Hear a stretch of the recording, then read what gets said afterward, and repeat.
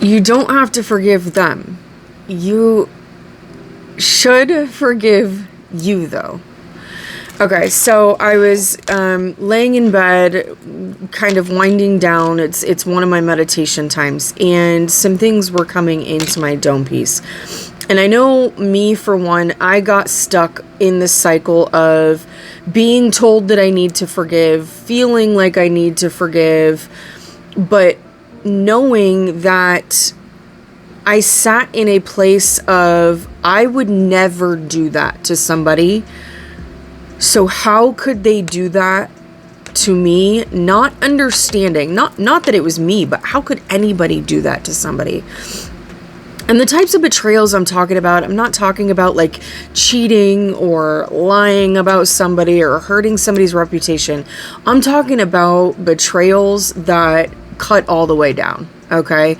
Betrayals that involve government agencies, involve trying to strip paternity rights, turning entire family dynamics against someone, trying to isolate someone so that nobody would help them, so they couldn't, like, I'm talking about real deep betrayals. And I got stuck on that layer of, how could I forgive somebody that could do that to me or to anybody? I couldn't understand that behavior because I could never do that to somebody. I could never try to take somebody's child. I could never try to strip somebody of their parental rights, just for my personal gain. Like, the level of betrayals, I couldn't wrap my mind around it, which made forgiving it or forgiving the person who did it feel impossible. But as I continued on my journey, as I kind of set that stuff aside and continued focusing on me, I realized that I didn't need to forgive them. I didn't need to forgive the person that did those core betrayals or manufactured, and I didn't need to forgive them. I needed to forgive me, the version of me that was ignoring my intuition, that was ignoring the signs, that was ignoring the red flags, even painting over the red flags, that was making excuses for people's behaviors, that was seeing that people were not for me, but was so codependent and rooted in people pleasing that it was okay because I had that connection. I had their friendship. I had them as a family member. I had that connection. So allowing people to walk all over me and say and do these things. And I came to this point in my healing of realizing the people who did those real deep core betrayals, the ones that a lot of people don't get past, they wouldn't have been able to do that if it wasn't for my actions that allowed them to come into certain doors and stay in those doors. If it wasn't for me ignoring my intuition, if it wasn't for me, and don't get me wrong, I'm not saying you or I are responsible for what others have done, but what I am saying is, if I wouldn't have ignored my intuition, if I wouldn't have ignored and painted over the red flags, if I wouldn't have made excuses for people, if I wouldn't have ignored the blatant signs that I was getting and put aside the codependency and people pleasing and put more value and worth into myself, they wouldn't have been able to get to the point where they were able to do that. Ever.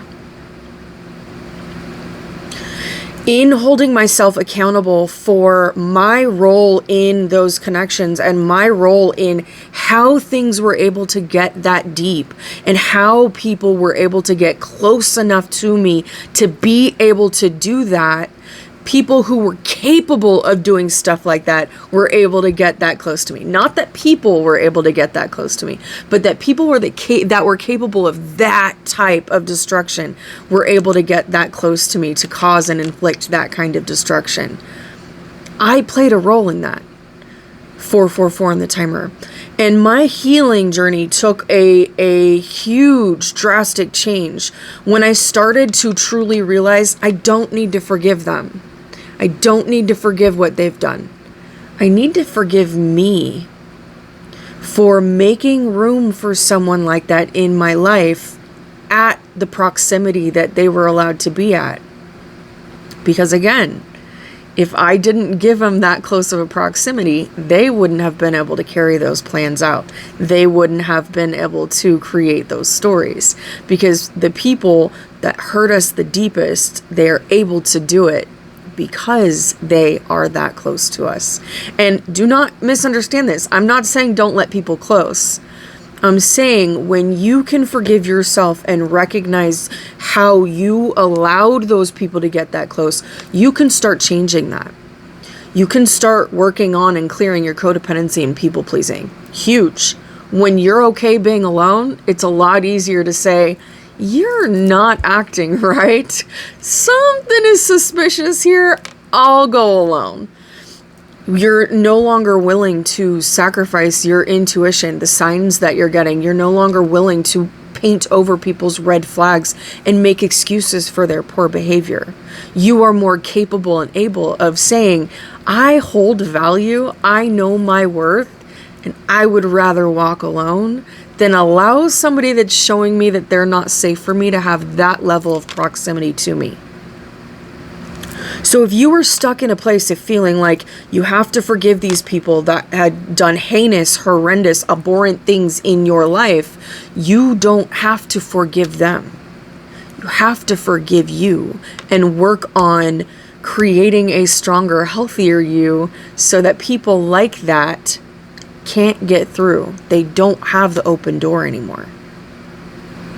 And once you start to strengthen you, it changes the ball game, and their betrayal becomes something that you can truly be grateful for, because I like who I am today. I like the strength that I have today. I love that I'm not codependent like I used to be, or people pleasing like I used to be. I love that I trust my intuition, and I trust what I'm seeing, and I trust what people are showing me, instead of what they are trying to tell me with manipulative words.